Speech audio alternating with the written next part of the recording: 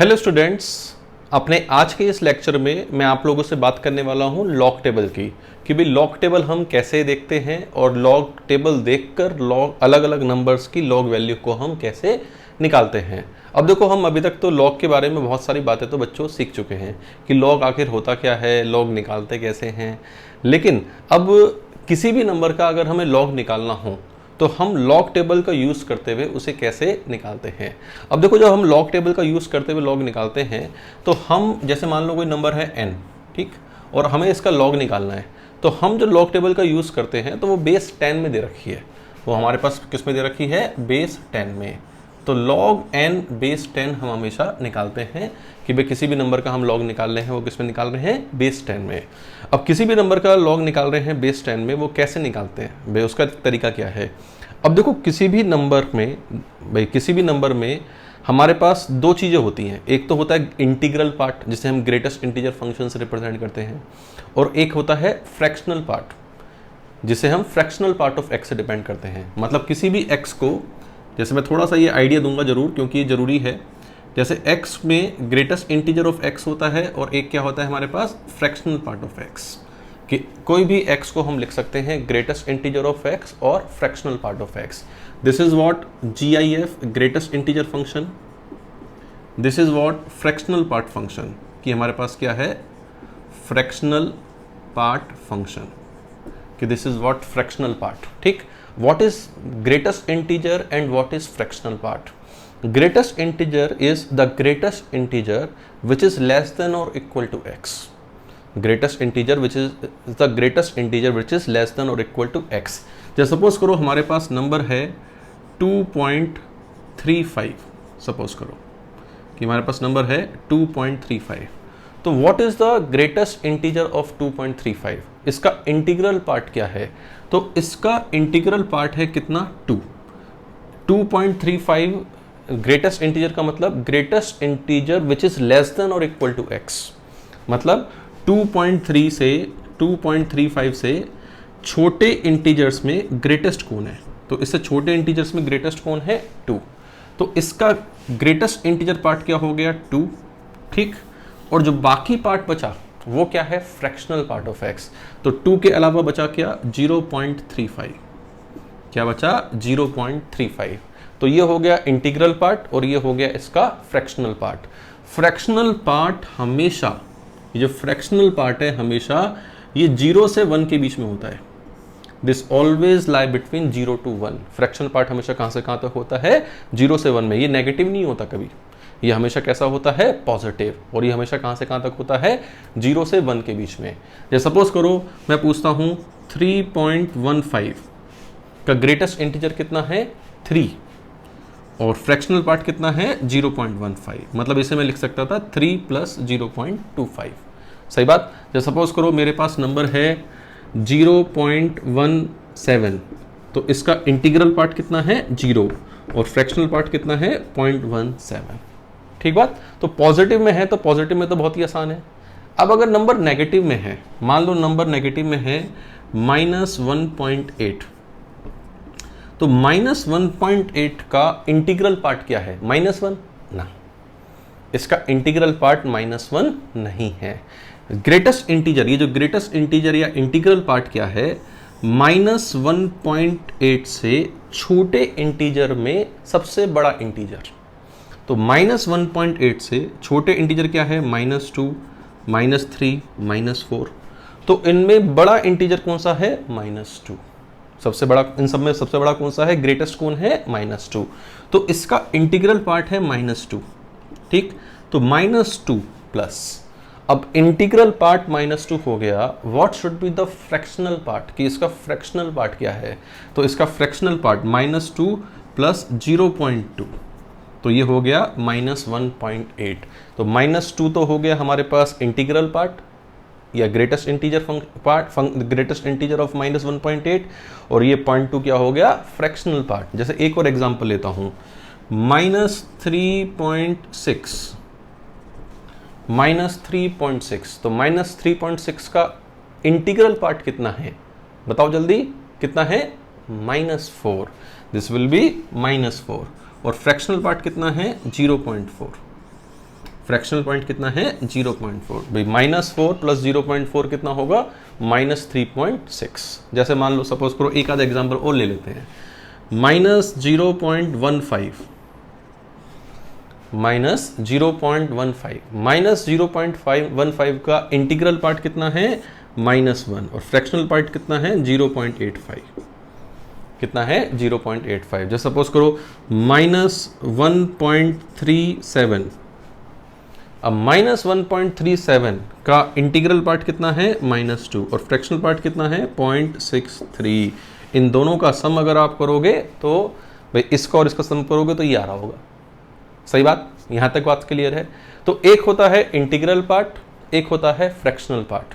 तो किसी भी x को हम integral plus fractional part x में इस तरीके से लिख सकते हैं, और वो होता क्या है वो मैंने बताया। इसी तरीके से हमारे पास हम अगर इसे मैं हटा देता हूं, हाँ जी, अब मैं वापस लॉग पे आ जाता हूं कि भाई जो हमारे पास log n बेस 10 है उसमें भी दो चीज हैं, एक है कैरेक्टरिस्टिक और एक है मैंटिसा। एक क्या है कैरेक्टरिस्टिक और दूसरी क्या है मैंटिसा। अब भैया ये कैरेक्टरिस्टिक क्या बला है और ये मैंटिसा क्या बला है। What is this characteristic? Integral part of this log n base 10 is what characteristic. मतलब ये क्या है कैरेक्टरिस्टिक। और fractional part of log n base 10 ये क्या है मैंटिसा। ये क्या है characteristic, this is what characteristic and this is what mantissa. ये हमारे पास क्या है mantissa, this is what mantissa. तो log n बेस 10 अगर हम लिख रहे हैं तो कैरेक्टरिस्टिक प्लस मैंटिसा। सही बात। अब देखो लॉग टेबल की जरूरत सिर्फ और सिर्फ मैंटिसा निकालने के लिए होती है। लॉग टेबल जो हम यूज करते हैं, लॉग टेबल सिर्फ और सिर्फ किसके लिए यूज करते हैं मैंटिसा के लिए। कैरेक्टरिस्टिक के लिए कोई लॉग टेबल की जरूरत नहीं है। कैरेक्टरिस्टिक के लिए तो नंबर देखा लॉग आ गया, सॉरी कैरेक्टरिस्टिक आ गया, नंबर देखते ही कैरेक्टरिस्टिक आ गया। सही बात। अब कैरेक्टरिस्टिक आता कैसे है भाई, मान लो कैरेक्टरिस्टिक इस n को देखकर आता है। कैरेक्टरिस्टिक क्या आता है इस n को देखकर।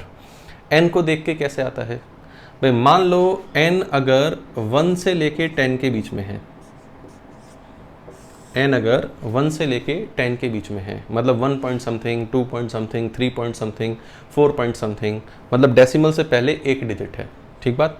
अब डेसिमल से पहले एक डिजिट है, n अगर 1 से लेके 10 के बीच में है, तो log n बेस 10 कहाँ से कहाँ तक होगा, 1 पे वैल्यू कितनी होगी 0, 0 से लेके 1 के बीच में है भाई। n अगर 1 से लेके 10 के बीच में है तो log n बेस 10 कहाँ से कहाँ तक है 1 से लेके 0 से लेके 1 के बीच में है।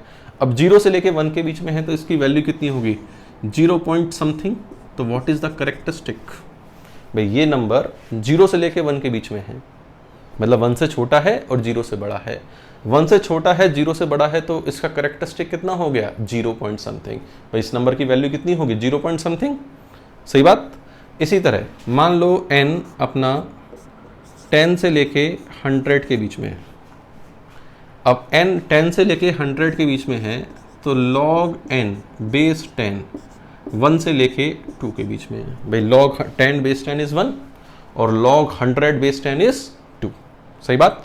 तो ये 1 से लेके 2 के बीच में है तो इसकी वैल्यू कितनी होगी 1 पॉइंट समथिंग। अब इसकी वैल्यू 1 पॉइंट समथिंग होगी तो व्हाट इज द कैरेक्टरिस्टिक भाई, इसका कैरेक्टरिस्टिक है 0 और इसका कैरेक्टरिस्टिक कितना है 1। तो जो नंबर 10 से लेके 100 के बीच में है, 10 से लेके 100 के बीच में मान लो 43.1, 53, 73, 79, 89, 89.54, इन सब का कैरेक्टरिस्टिक कितना है 1। इन सब का कैरेक्टरिस्टिक कितना है 1। इसी तरह मान लो नंबर 100 से लेके 1000 के बीच में है। अब 100 से लेके 1000 के बीच में है तो log n बेस 10 2 से लेके 3 के बीच में है। 2 से लेके 3 के बीच में है तो कैरेक्टरिस्टिक कितना आएगा 2। इसी तरह मान लो n अगर हमारा 1000 से लेकर 10,000 के बीच में है तो log n बेस 10 कहाँ से कहाँ तक है 3 से लेके 4, तो करेक्टरिस्टिक कितना है 3। सही बात। अब यहाँ पे भाई ये तो सारे 1 से बड़े वाले हो गए, अगर 1 से छोटा है तो 1 से छोटा मतलब 0 पॉइंट समथिंग, भाई 1 से छोटा मतलब 0 पॉइंट समथिंग, तो 1 से छोटा 0 पॉइंट समथिंग, मान लो n 0.1 से लेकर 1 के बीच में है, मतलब 0.235, 0.57, 0.86, 0.98, ये सारे नंबर कैसे हैं, 0.1 से बड़े हैं और 1 से छोटे हैं। तो इसमें log n बेस 10 -1 से लेके 0 के बीच में है। भाई log 0.1 बेस 10 कितना होगा -1, और log 1 कितना होगा 0, तो -1 से लेके 10 के बीच में है, तो इनका करेक्टरिस्टिक कितना होगा -1, इनका करेक्टरिस्टिक कितना होगा -1। इसी तरह 0.01 से लेके 0.1 तक है। 0.01 का मतलब क्या है, 0.053, 0.067, 0.097, 0.084, ये सारे नंबर कैसे हैं, 0.01 से लेके 0.1 के बीच में। तो उनके जो लॉग की वैल्यू है -2 से लेके -1 के बीच में है। अब जिनके लॉग की वैल्यू -2 से लेके -1 के बीच में है, उनका करेक्टरिस्टिक कितना है -2। इसी तरह n अगर हमारे पास 0.001 से लेके 0.01 के बीच में है, ठीक बात, तो वो कहाँ से कहाँ तक होगा, log n बेस 10 -3 से लेके -2 के बीच में, और -3 से लेके -2 के बीच में होगा, तो करेक्टरिस्टिक कितना है -3। तो करेक्टरिस्टिक निकालने के लिए तो ये टेबल है। सही बात, कि करेक्टरिस्टिक हम कैसे निकालते हैं, इस टेबल का यूज करके। अब रही बात मेंटिसा, मेंटिसा के लिए यूज होती है लॉग टेबल, मेंटिसा के लिए यूज होती है क्या, लॉग टेबल। अब देखो इस चीज को जो मैं एग्जांपल ले रहा हूं, उस एग्जांपल को ढंग से समझना, उस एग्जांपल को बिल्कुल बारीकी से समझोगे तो एक बार में ही हमारा लॉग टेबल वाला कार्यक्रम हो जाएगा। जैसे सपोज करो मुझे निकालना है log 7821 बेस 10, इसकी वैल्यू निकालनी है। सही बात, या मुझे निकालनी है log 782.1 की वैल्यू निकालनी है बेस 10, या मुझे निकालनी है log 78.21 की वैल्यू निकालनी है बेस 10, या मुझे निकालनी है log 7.821 की वैल्यू निकालनी है बेस 10, मुझे निकालनी है log 0.7821 की वैल्यू निकालनी है, मुझे निकालनी है वैल्यू log 0.07821 की वैल्यू निकालनी है।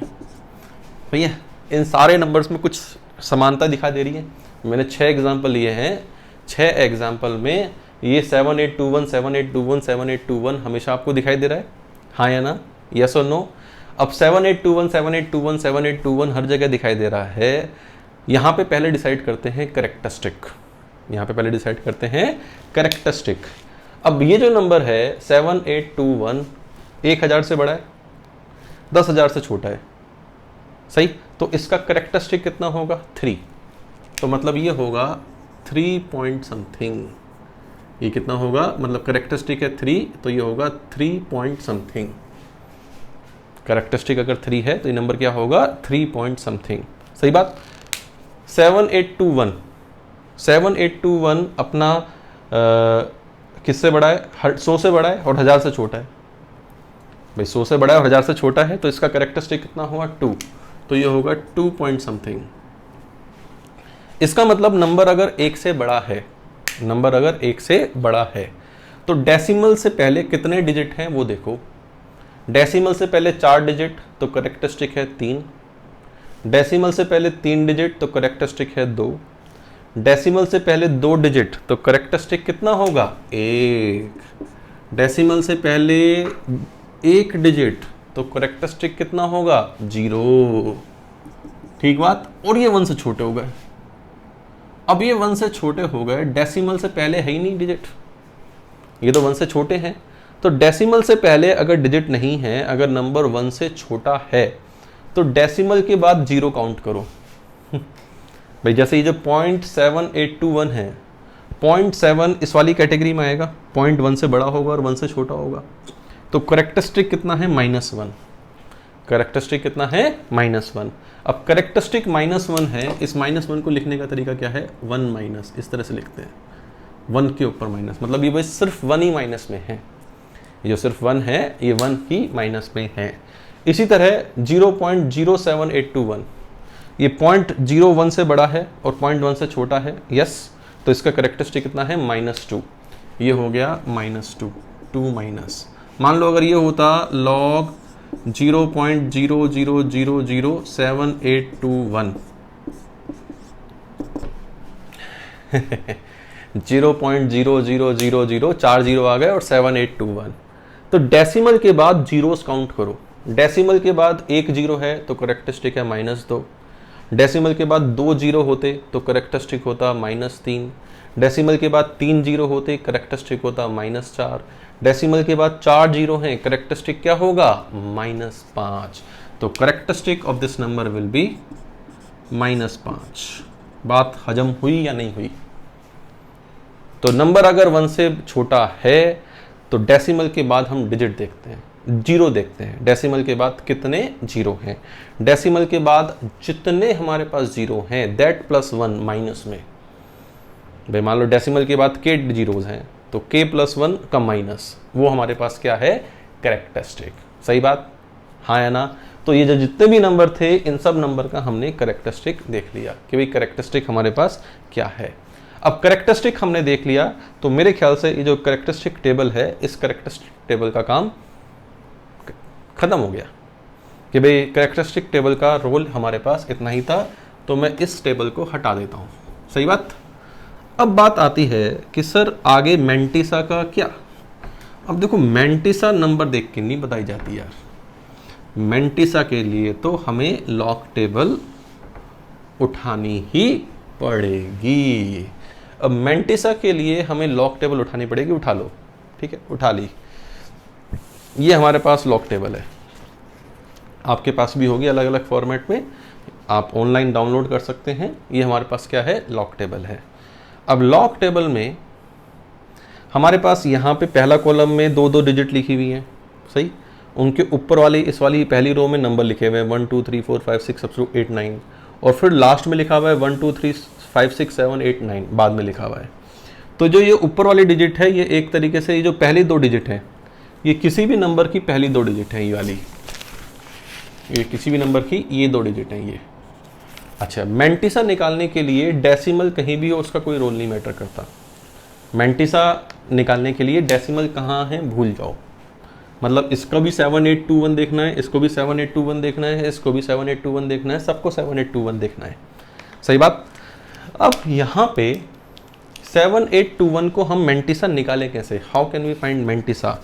78, तो पहली कॉलम में 78 ढूंढो, 78 का लिखा हुआ है, दूसरे पेज पे लिखा होगा ये 78, ये रहा 78, ठीक। 78 के आगे 2 है, तो 78 वाली रो में ऊपर जहाँ 2 लिखा हुआ है वहाँ देखो कौन सा नंबर है। 78 के ऊपर वाले 2 में लिखा हुआ है 8932। 78 यहाँ पर है और यहाँ पे 0 1 और ये 2, तो 0 1 ये जो 2 वाला है 78 के 2 में लिखा हुआ है 8932, 8932। सही बात, क्या लिखा हुआ है 8932, तो 78 के 2 में है 8932। सही बात। अब इसके बाद इस 1 का क्या करें? इस 1 के लिए जो आगे जो छोटी छोटी रो बनी हुई है आगे, इस 1 के लिए जो आगे जो रो बनी हुई है आगे बिल्कुल, तो यहाँ तक 9 तक हो जाने के बाद आगे एक छोटी छोटी रो बनी हुई है, उन छोटी छोटी रो में 1 में देखो 1 में क्या लिखा हुआ है, तो 78 के 2 में था 8932 और 1 में कितना है 1, तो 1 में 1 है, तो इस 1 को इसमें जोड़ दो, 8932 + 1 कितना हो गया 8933, तो मैंटिसा विल बी 0.8933। इन सारे नंबर का मैंटिसा कितना है 0.8933। So this is equal to 0.8933, 0.8933, 0.8933, ठीक है, 0.8933, 0.8933, 0.8933 और 0.8933। सही बात। तो ये हमारे पास इन सब की वैल्यू आ गई। तो बच्चों एक ही एग्जांपल से लॉग टेबल कैसे समझ में आई नहीं आई, कि भाई एक ही एग्जांपल से हम लॉग टेबल को कैसे देख सकते हैं। अब यहाँ पे एक बात और बतानी जरूरी है, एक बात ये बतानी और ज़रूरी है कि भाई ये जो हमने लिखा है, क्या जैसे ये लिखा है हमने, तो log 0.7821 बेस 10 इज 1 बार 0.8933 लिखा है ना। इसका मतलब मैंने कहा था 1 माइनस में है, तो मतलब this is equal to -1 plus 0.8933। मतलब इसकी मैथमेटिकल वैल्यू क्या है, मैथमेटिकल वैल्यू ये है -1 प्लस 0.8933। सही बात, हाँ या ना। तो ये हमारे पास इसकी वैल्यू है, this would be the value of this. इसे कैलकुलेट कर लेना, जो भी वैल्यू आएगी। जैसे इसकी वैल्यू कितनी है, -5 plus 0.8933। The value of this will be 0.8933। फटाफट एक एग्जाम्पल और देख लेते हैं, फटाफट। ये बच्चों एग्जाम्पल समझ में आ गया सबको? चलो जल्दी से एक एग्जाम्पल और देखते हैं हम।